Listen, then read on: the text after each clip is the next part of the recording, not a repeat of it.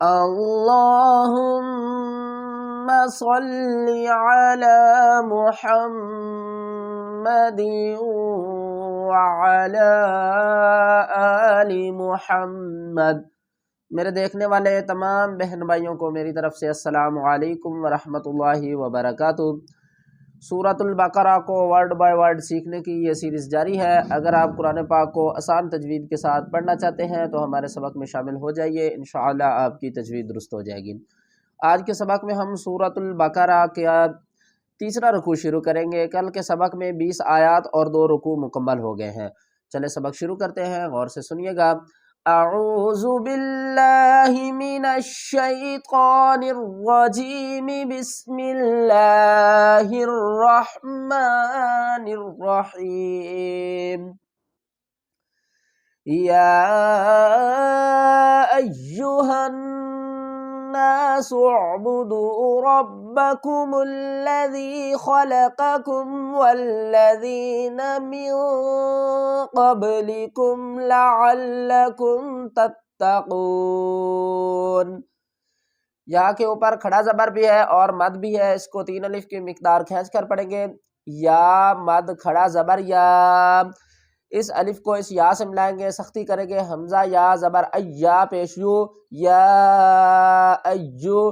ہا کو نون سے ملائیں گے، اس ہا کو نون سے ملائیں گے، الف اور دوسری اور تیسرے لام کو نہیں پڑھیں گے، ہا کو ڈائریکٹ نون سے ملائیں گے۔ ہا نون زبر ہن، گنہ کریں گے، نون مشدد ہے، نون الف زبر نا۔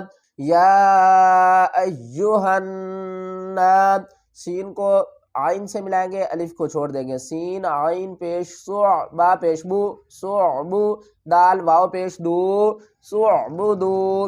را کو پر پڑھیں گے اور را کو با سے ملائیں گے، را با زبر رب، با زبر با، رب، کاف پیش کو، میم کو لام سے ملائیں گے، اس الف کو نہیں پڑھیں گے، میم لام پیش مل، لام زبر لا، لام کے اوپر سختی کریں گے تشدید کی وجہ سے، ربکم اللہ، ذال یا زیر ذین، ربکم الذی، یا ساکن ہے، اس سے پہلے زیر ہے تو اس کو 1 الف کی مقدار کھینچ کر پڑھیں گے، ربکم الذی، ذال کو نرمی سے ادا کریں گے، خا زبر خا، لام زبر لام، خالا، قاف زبر قا، خالق، کاف کو میم سے ملائیں گے، اس قاف اور کاف میں ہم فرق کریں گے، یہ ہے کاف اور یہ ہے قاف، اس کو پر پڑھیں گے اور اس کو بریک پڑھیں گے۔